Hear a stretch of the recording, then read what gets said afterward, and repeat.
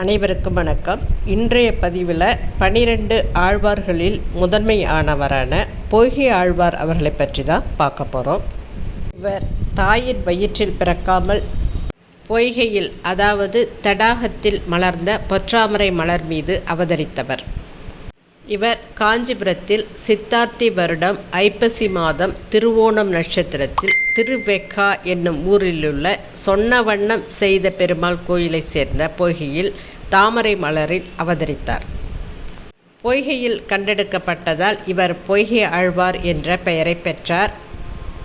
ஆழ்வார்களில் சிலர் திருமாலின் கையில் உள்ள 5 ஆயுதங்களில் ஏதேனும் ஒன்றின் அம்சமாக பிறந்தவர்கள் அப்படின்றது வைணவர்களோட கொள்கையாக இருக்குது.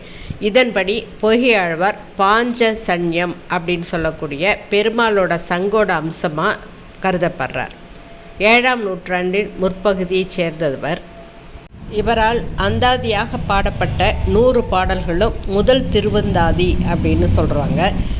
முதல்ல விஷ்ணுவோட 10 அவதாரங்களையும் பாடியவர் இவர் பேயாழ்வார், பூதத்தாழ்வார்னு சொல்லக்கூடிய ஆழ்வார்களுடன் ஒரே காலகட்டத்தில் வாழ்ந்தார். ஆனால் இவங்க 3 பேருமே ஞானம், பக்தி, வைராக்கியம் இதெல்லாம் ஏற்பட்டு துறவரம் பூண்டு ஆண்டவனின் நினைவிலேயே உள்ளமுருகி கனிய பாடுவார்கள். உண்டியே உடையே அப்படின்னு உகந்தோடு மக்களோடு கலக்காமல், ஒரு நாள் இருந்த இடத்துல ஒரு நாள் இல்லாமல், ஒருத்தரை பற்றி ஒருத்தர் தெரிஞ்சுக்காமலே தனித்தனியாக சஞ்சரிச்சுக்கிட்டு இருந்தாங்க. பெருமாள் இவங்க 3 பேரையும் ஒரு இடத்துல சந்திக்க செய்யணும் அப்படின்னு எண்ணம் ஏற்படுது பெருமாளுக்கு. ஒரு சமயம் பொய்கை ஆழ்வார் திருக்கோயிலூருக்கு உலகளந்த பெருமாளை தரிசிப்பதற்காக போகிறாரு. அப்போது சரியான மழை பெய்யுது. மழைக்கு ஒரு இடைக்கழியில் ஒதுங்குறாரு.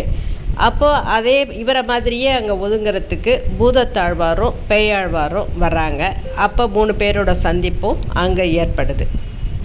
அந்த இடத்துல இட நெருக்கடி இருந்ததால் பொய்கை ஆழ்வார் படுக்கிறவும் பூதத்தாழ்வார் உட்கார்றதுக்கும் பேயாழ்வார் நிற்கிறதுக்கும் தான் இடம் இருந்தது. இந்த மாதிரி அவங்க இருக்கும் பொழுது திடீர்னு அவங்களுக்குள்ள நெருக்கடி அதிகரிக்குது. அங்கே 4வதாக யாரோ ஒருத்தர் சேர்ந்து தங்களை நெருக்கிறாங்க அப்படின்றது இவங்க 3 பேருக்குமே தோணுது. அது வேறு யாரும் இல்லை, திருமால் தான் அங்கே அவர்களோட நின்றுட்டுருக்கார்.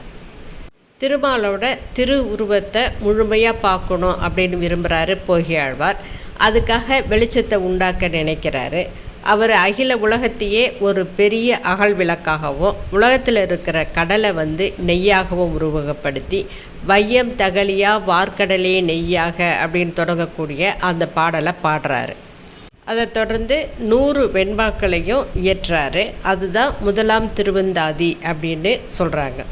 பொய்கை ஆழ்வார் வாழ்ந்த காலத்திலேயே சைவ வைணவ பிணக்குகள் பண்டிதர்கள்தான் அதிகமாக தான் இருந்துதான். அதனால் 2 தெய்வங்களும் ஒன்று தான் அப்படின்னு சொல்லக்கூடிய முதல் குரல் பொய்கை ஆழ்வாருடையது.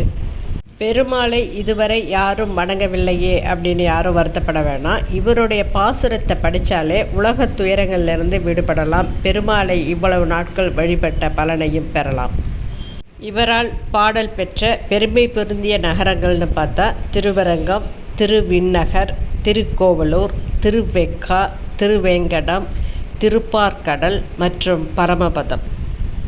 விஷ்ணுவின் சங்கின் அம்சமாக தோன்றிய பொய்கை ஆழ்வார் அருளிய திருவந்தாதி பாடி நாமும் விஷ்ணுவின் அருளை பெறுவோமாக. இந்த பதிவு உங்களுக்கு பிடிச்சிருந்ததுன்னா லைக் பண்ணுங்கள், ஷேர் பண்ணுங்கள், சேனலை சப்ஸ்கிரைப் பண்ணுங்கள். நன்றி, வணக்கம்.